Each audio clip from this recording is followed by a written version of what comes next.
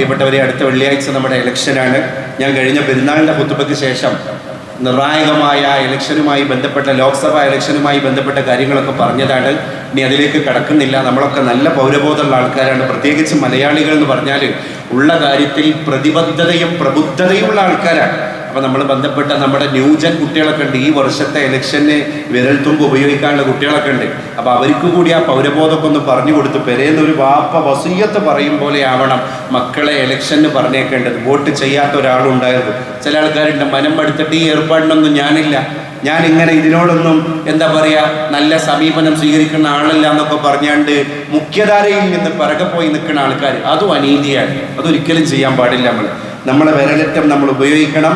നമ്മുടെ വിരൽ തുമ്പുകളെ, നമ്മുടെ സമ്മതിദാന അവകാശം അത് നമ്മുടെ കയ്യിലുള്ളൊരു വെപ്പണാണ്. ആ മോഡേൺ വെപ്പൺ, ആ അത്യാധുനിക സജ്ജീകരണമുള്ള ആയുധം നമ്മൾ ഉപയോഗിച്ചേ തീരൂ. എല്ലാവരും ചിന്തിക്കുക, മതേതര ഇന്ത്യ മരിക്കാൻ പാടില്ല. നിർമ്മല സീതാരാമൻ രാജ്യത്തിന്റെ ധനകാര്യമന്ത്രിയാണ്. ആ നിർമ്മല സീതാരാമൻ രാജ്യം ഭരിച്ചുകൊണ്ടിരിക്കുന്ന കേന്ദ്ര ഗവൺമെന്റിന്റെ പ്രധാനപ്പെട്ട മന്ത്രിയാണ്. ആ മന്ത്രിയുടെ ഭർത്താവ് തമിഴ്നാട്ടിൽ വെച്ചിട്ട് ഡിക്ലെയർ ചെയ്തൊരു കാര്യമുണ്ട്. എന്താ അദ്ദേഹം പറഞ്ഞത്? ഇനിയൊരു തെരഞ്ഞെടുപ്പ് കൂടി ഈ ബന്ധപ്പെട്ട NDA സർക്കാർ വരികയാണെങ്കിൽ ഇന്ത്യ രാജ്യത്തിന്റെ ഭരണഘടനയെ അവർ പൊളിച്ചെഴുതും.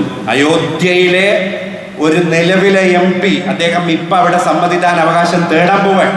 ആ MP അദ്ദേഹത്തിന്റെ നാവിൽ നിന്ന് അറിയാതെ വീണുപോയൊരു വാക്ക് അത് പത്രമാധ്യമങ്ങൾ പെറുക്കിയെടുത്ത് ലോകത്തിന് വിതരണം ചെയ്തു.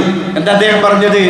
272 സീറ്റ് ഉണ്ടെങ്കിൽ ഏത് പാർട്ടിക്കും കേവല ഭൂരിപക്ഷം കിട്ടും.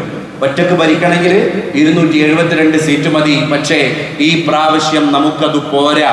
അദ്ദേഹം പറയാൻ, BJPയുടെ അയോധ്യയിലെ സിറ്റിംഗ് MP പറയാണ്, ഈ വർഷം നമുക്കത് പോരാ.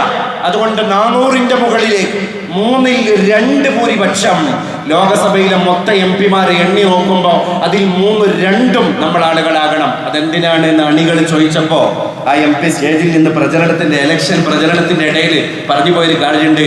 3/2 ഉണ്ടായാലേ ഡോക്ടർ ഭീമാറാവു അംബേദ്കർ എഴുതി വെച്ച ഭരണഘടനയെ പൊളിച്ചെഴുതാൻ നമുക്ക് കഴിയുള്ളൂ. നമ്മൾ അറിയിക്കും, നമ്മൾ ചിന്തിക്കണം എവിടേക്കുള്ള പോക്കാണ്.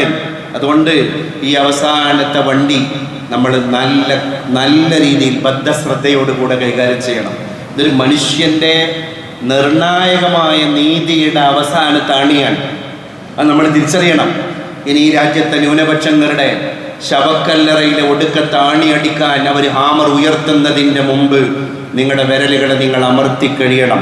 അതുകൊണ്ട് അടുത്ത വെള്ളിയാഴ്ച നമ്മുടെ മുമ്പിൽ